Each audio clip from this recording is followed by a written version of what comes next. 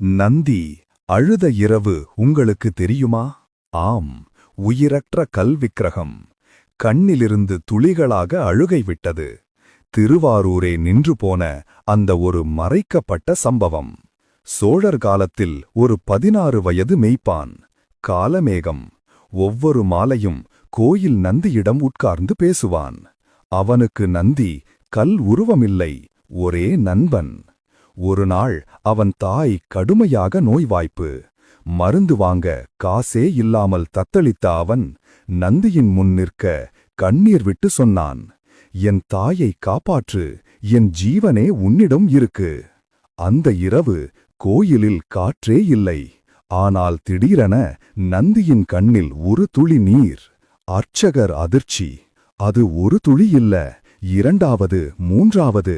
நந்தி அழுதான். கோயில் மணிகள் தானாக ஒலித்தன. அதே நேரத்தில் காலமேகத்தின் தாய் முச்சின்றி இருந்த நிலையில் இருந்து அதிசயமாக விழித்துக் கொண்டாள். நெற்றியில் வெள்ளை சாமம், உடல் முழுவதும் தெய்வீக குளிர்ச்சி.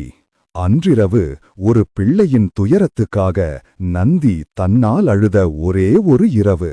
இதுதான் திருவாரூரின் இரகசியமான